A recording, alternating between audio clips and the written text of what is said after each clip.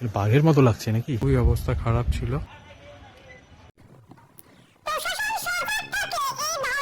Good morning guys. তো আজকে আমি যাচ্ছি একটু জয়গার দিকে, আর আমার সাথে রয়েছে আমার সঙ্গী। এই দেখো চেরি আমার অল্প সময়ের সঙ্গী। ওর আয়তা মানে দিদন বাড়ি যাবে, তো ওকে ওর দিদন বাড়িতে নামিয়ে আমি একটু জয়গাঁও যাবো। ওখানে কিছু কাজ আছে যার কারণে। আর যাবো হচ্ছে সেই চিলাপাতা দিয়ে, যেখানে কালকে ওই রাইনোটা ওখানে ছেড়েছিল। দেখি সেই রাইনোটার সাথে দেখা হয় কিনা আমার। কারণ ওই যখন আমাদের কুচবিহারে প্রবল বৃষ্টি হয়, তো তখন সেই জলে ওই ফরেস্টে থাকতে পারেনি বলে বের হয়ে এসেছিল। তো এবার দেখি চেরিকে নামিয়ে আমি যাবো। তো লেটসি, দেখা হচ্ছে আমাদের রাস্তার মধ্যে যা যা দেখার জায়গা আছে সেসব তোমাদের দেখিয়ে দিচ্ছি। চলো। চেরি এখন চলে যাচ্ছে রায়তা বাড়ি। Bye Cherry, tata. দুষ্টমি করবি না কিন্তু। এখন চলছে আমার রাইনো খোঁজার পালা। দেখি যে রাইনোটা ছাড়ছিল সেটা দেখা যায় কিনা।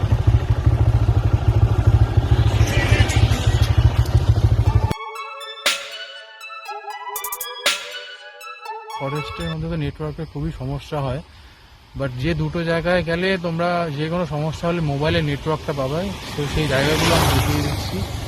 এই দুটো জায়গাতে গেলে এই চিলাপাতা টোটাল ফরেস্টে মোবাইলে নেটওয়ার্কটা অন্তত পাওয়া যাবে, যদি কোনো ইমার্জেন্সির কারণে দরকার হতে পারে। তো যেটা কথা বলছিলাম, এই নেটওয়ার্ক, তো এই যে এখানে একটা টার্নিং গেল, এই টার্নিংটা যেতে যেতে এই যে দেখো ফরেস্টের যে গার্ডদের যে ঘরগুলো হয়, তো এইখানে এই সারাউন্ডিংটা এরিয়ার মধ্যে মোবাইল নেটওয়ার্ক পেয়ে যাবে। তো এটা 1 নম্বর এরিয়া। নেক্সট আর একটা এরিয়া দেখিয়ে দিচ্ছি, এখান থেকে এই এরিয়াটাতে নেটওয়ার্ক অনেক সময় পাওয়া যায়।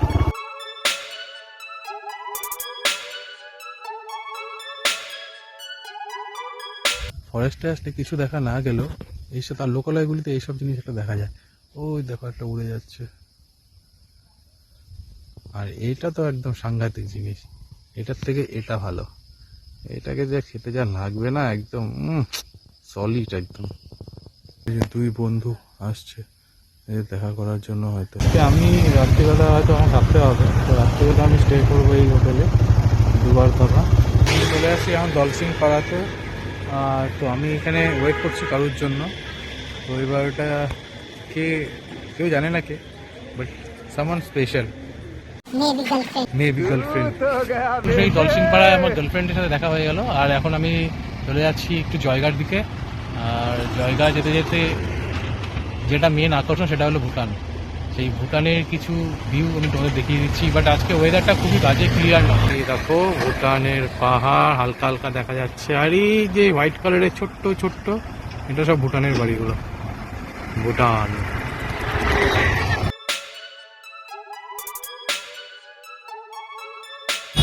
কেএফসির ছোট ভাই, এই কেএফসি। জায়গায় চলে আসছি, আর এখানে ওয়েট করছি কারোর জন্য। ঠিক আছে, গার্লফ্রেন্ড না, ঠিক আছে, এটা অন্য করার জন্য ওয়েট করছি। আরে হ্যাঁ, কই বাদ নেই।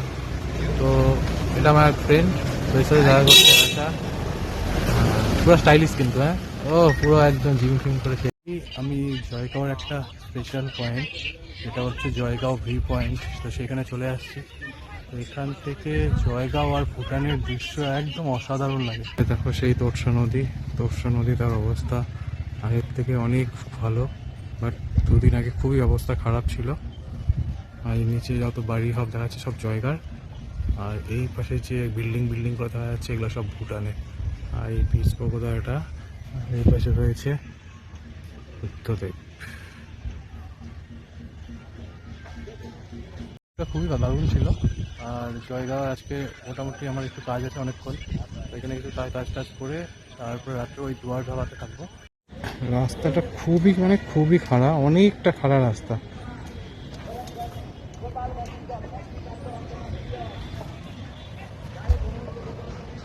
সুন্দর, এত সুন্দর, বাপরে বাপ।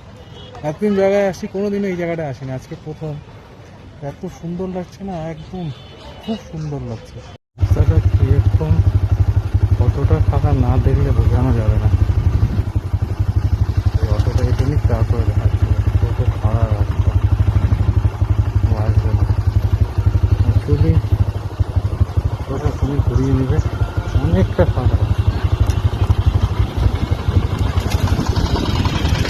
অনেকটা খাড়া রাস্তা, আর খুবই আঁকা বাঁকা। যাদের পাহাড়ে চালানোর অভ্যাস নেই, আমি তো সাজেস্ট করবো এসো না, বিশেষ করে বর্ষাকালে একদম এসো না, খুবই খারাপ, খুবই খারাপ।